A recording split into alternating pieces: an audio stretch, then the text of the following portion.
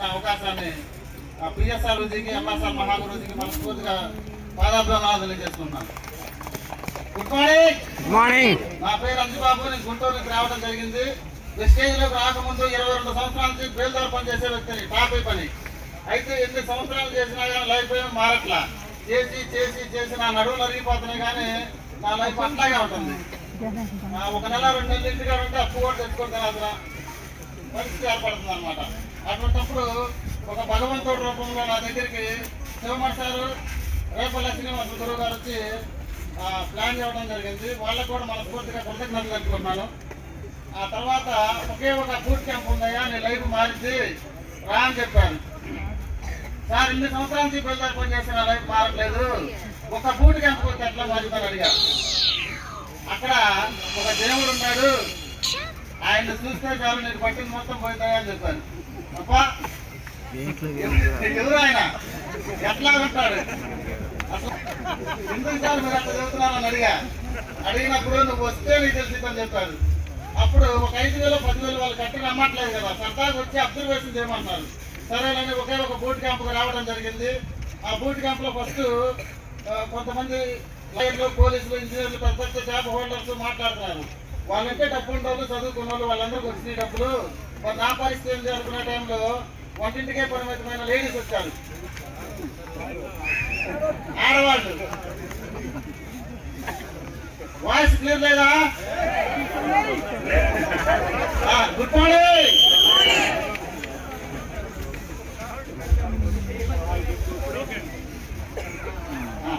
Okay okay, good morning. అదేవిధంగా వచ్చి చివర కూర్చున్నప్పుడు వంటింటికే పరిమితమైన ఆడవాళ్ళు వచ్చి, నేను 6 నెలల క్రితం జాయిన్ అయ్యాను, నెలకు 30,000 రూపాయలు సంపాదిస్తున్నానని చెప్పి అన్నది. అప్పుడు నాకు ఆశ్చర్యం వేసింది. నేను 22 సంవత్సరాల నుంచి చేస్తే నాకు రావట్లేదు, మరి ఒక 6 నెలల్లో 30,000 ఎట్లా వస్తున్నాయి అనుకున్నాను. తర్వాత ఇంకొక వచ్చి, నేను సంవత్సరం క్రితం జాయిన్ అయ్యాను, నాకు 60,000 వస్తున్నాయని చెప్పింది. ఇంకా ఆశ్చర్యం కలిగింది. తర్వాత ఇంకొక మేడం, బీబీ మేడం, నేను 2వ తరగతి చదువుకున్నాను, స్కూల్ ఆగమని, నేను నెలకి 3 లక్షల రూపాయలు సంపాదిస్తున్నా అన్నది. నాకు ఇంకా బాగా ఆశ్చర్యం కలిగింది. ఏంది వీళ్ళందరూ ఎట్లా చదువుతున్నారు, వాళ్ళు వంటింటికే పరిమితమైన లేడీస్ 1వ తరగతి 2వ తరగతి చదువుకుంటే వేలల్లో లక్షల్లో సంపాదిస్తుంటే 3వ తరగతి చదువుకున్న మగవాడు మరి నేను ఎంత సంపాదించాలి అని ఆ రోజే డిసైడ్ అయిపోయాను. నేను నా జీవితం అంటూ ఉంటే వెస్టేజ్కి అంకితం చేయాలి, ఎలాగైనా చేయాలని చెప్పేసి ఆ రోజే టాప్, ఆ రోజు నువ్వు వేసిన టాప్ ఈ రోజు నిజంగా నాకు సాక్షాత్ దేవుళ్ళలాగే నాకు అనిపించింది. వాళ్ళకు కూడా నేను, గురువు గారు మీరు చెప్తున్న 100% నిజం, నేను ఎలాగైనా చేస్తాను అని చెప్పాను. ఏం చేయాలని అడిగా. ఏం లేదు, నీ బంధువులకి, నీ ఫ్రెండ్స్కి చెప్పటమే అని చెప్పాను. అప్పుడు నా బంధువుల కాడికి వెళ్ళా. ఫస్ట్ వెళ్ళినప్పుడు, అరే ఇట్లాంటి చేయకూడదు, ఆగమైపోతావు, డబ్బులు కట్టి మోసాలు జరుగుతాయి ఈ రోజుల్లో, వద్దా నీకు ఎందుకు ఇది అడిగి వద్దురే మానుకోమన్నారు. సరే నా ఫ్రెండ్స్ కాడికి వెళ్ళా. వాళ్ళ కాడికి వెళ్తే నెట్వర్క్ మార్కెటింగ్ గురించి నీకు తెలుసా అని అడిగారు. తెలీదన్నా. డైరెక్షన్ అంటే ఏదో తెలుసా అని అడిగారు. తెలీదన్నా. మరి ఏమీ తెలియలేదు, నీకెందుకు ఆ బిజినెస్, నెలకొండ పోయి పనికి వెళ్ళక ఇట్లాంటివి చాలా చూసాం మేము అని చెప్పారు. ఎందుకు గురువు గారు నా మాట ఎవరు వింటలేదని అడిగా. అప్పుడు కింద నుంచి పైకి ఒకసారి చూసుకోమని చెప్పారు. అప్పుడు చింపురి చుట్టూ తిరిగిపోయిన గుట్టలో సున్నం తెల్లగా పూసుకొని ఒక తిక్కలోడు తిరణాలకు వెళ్తే ఎక్కడం జరిగింది.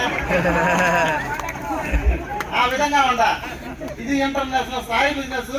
మీరు అక్కడ తిక్కలో ఎవరుంటారు, నీ మాట నువ్వు మార్చుకోవాలి, నీ నడక మార్చుకోవాలి, నీ నడవడిక మార్చుకోవాలి, నీ మాట తీరు, పద్ధతి, ప్రవర్తన, నీతి, నిజాయితీ, ధర్మం ఎన్ని ఉంటేనే దీంట్లో గెలిచేది. వీటిలో ఏది లేకపోయినా సక్సెస్ కాలేవు అని చెప్పారు. ఎంత కష్టమైనా సరే నేను ఇవన్నీ అలవర్చుకుంటానని చెప్పేసి తెల్ల పాయింట్, అదే తెల్లసక్క నల్ల పాయింట్ కొనుక్కొని బయటికి వెళ్తుంటే అందరూ చాలా మంది ఎగతాలు చేశారు. అప్ప ఏం వెళ్తున్నాడా ఇడు అని చెప్పి ఎగతాలు చేయడం మొదలు పెట్టారు. అప్పుడు నేను బట్టలు తీసి కవర్లో పెట్టుకొని మీటింగ్కి వెళ్ళి మీటింగ్ కార్డు వేసుకునేవాడిని. ఎందుకంటే వీళ్ళందరూ ఎగతాలు చేయటం వాళ్ళందరూ నాకు మొహం చూపించలేకపోతున్నారు. ఒకప్పుడు చూస్తే అట్లా ఉండా కదా, ఒకప్పుడు హఠాత్తుగా మారేసరికి ఏంద్రు ఇల్లు ఎంత మార్పు వచ్చింది, అంత బుద్ధిని ఒకరు ఎప్పుడయ్యా నువ్వు అని చెప్పి అంతా ఎగతాలు చేయడం మొదలు పెట్టారు. అప్పుడు మళ్ళీ మీటింగ్లో గురువు గారు ఒక చెవిటి కప్పలాగా పనిచేయాలి వాళ్ళకి. ఇప్పుడు నీకు ఒక 10,000 అవసరమైతే వాళ్ళు ఎవరన్నా రూపాయి ఇస్తారని అడిగాడు. ₹1 బిళ్ళ ఎవరు మరి నువ్వు వాళ్ళ మాటలు నీ జీవితం ఎందుకు ఆగం చేసుకుంటావు? నువ్వు చిన్న చిన్నగా మీటింగ్ వచ్చి తెలుసుకొని చేయమని చెప్పారు. అదేవిధంగా నేను ఒక 30 మీటింగ్లకు వచ్చా. ఒక్కడే ఆ నైట్ మొత్తం ఫోన్ చేసామండి, తెల్లారు వస్తాం అనేవాళ్ళు. మీటింగ్ వచ్చి ఫోన్ చేస్తే ఒక్కరు కూడా కట్టట్లా, ఫోన్ ఎత్తట్లేదు, ఫోన్ స్విచ్ ఆఫ్. అయినా కానీ నీకేమి ఇబ్బంది లేదు నాయన, నువ్వు వచ్చి కూర్చో అని చెప్పేవాళ్ళు. ఆ తర్వాత అట్లా నెల మొత్తం తిరిగి చేస్తే నెల మొత్తం పనిచేసి ₹54 వచ్చినాయి. అంతా ₹54 వచ్చినాయి. నీ కింద మేము జాయిన్ అవ్వాలని నువ్వు నెలకొండ పోరా బయటకు అన్నారు. సరేనని చెప్పేసి రెండో నెల మొత్తం తిరిగా ₹1000 వచ్చినాయి. ₹1000 నా ఖర్చులు కూడా చాలట్లేదు. ఆ తర్వాత మూడో నెల వచ్చేసింది. ఇంట్లో ఇవన్నీ యుద్ధం స్టార్ట్ అయింది. కరెంటు బిల్లులు తినటానికి వంటానికి కావాలా వద్దా? ఈ మొత్తం బాగా కటకట్లాడిపోతుంది. అప్పుడు మా మేడం అన్నది, నాయన ఇక నువ్వు చాలు, నువ్వు చేసిన నిర్వహణ చాలు, నువ్వు డ్రెస్ చేసి నీకు అర్థం, నాకు అప్పుడే అర్థమైంది, నువ్వు మెలకొండ వచ్చి పనికి వెళ్తావా లేకపోతే నీ సంగతి అన్నది. అప్పుడు నేను ఒకటే మాట చెప్పా, నా ప్రాణాలైనా వదులుకుంటారు కానీ వెస్టేజ్ వదలని చెప్పా.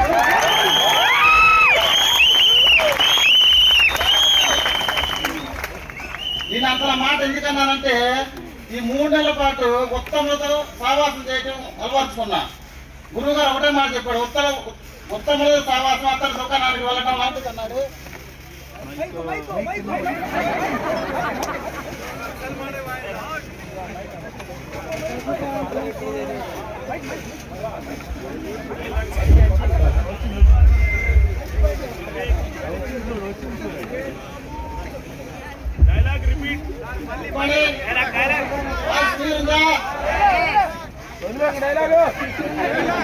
ఉత్తములతో సావాసం అత్తల దుకాణానికి వెళ్ళటం లాంటిది అని చెప్పాడు.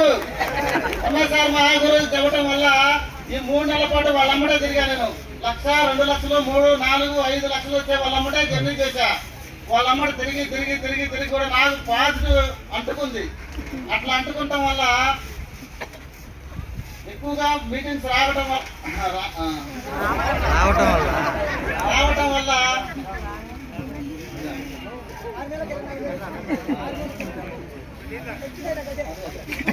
3వ నెల పూర్తయిపోయింది సార్. ఆ మాట అన్న తర్వాత వీళ్ళమ్మడి చేయటం వల్ల ప్రతి నెల 10వ తారీఖు చెక్కులు పడుతున్నాయి. ప్రతి నెల 10వ తారీఖు పడుతున్నాయి. వాళ్ళు డ్రా చేస్తున్నారు, కార్లు కొన్నారు, ఇల్లులు కొన్నారు.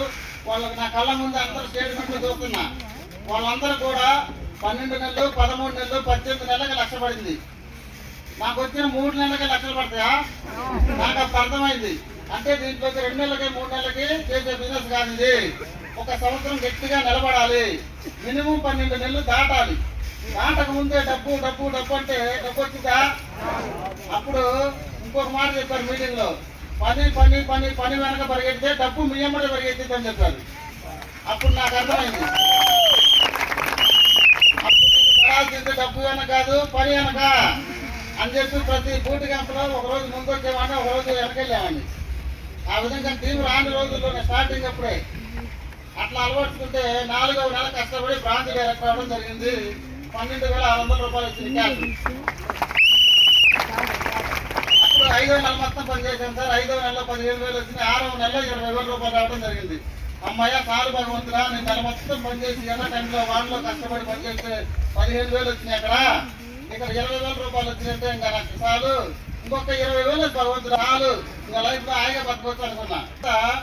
నా అదృష్టం బాగుండి థాయిలాండ్ ట్రిప్ వెళ్ళడం జరిగింది.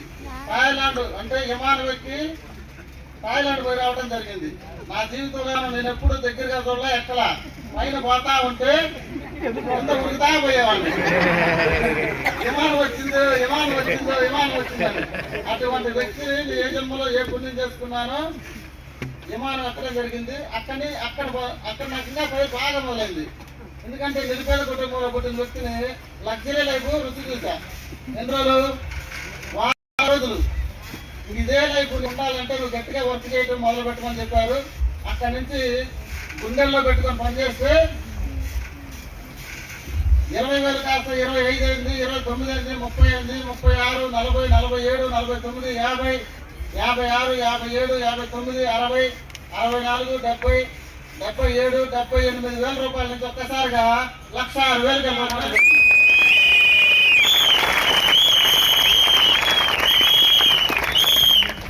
ఒక్కసారిగా 1,06,000 వెళ్ళింది. ఎమ్మటే మళ్ళీ 2వ నెలలో 1,15,000 రూపాయలు రావడం జరిగింది.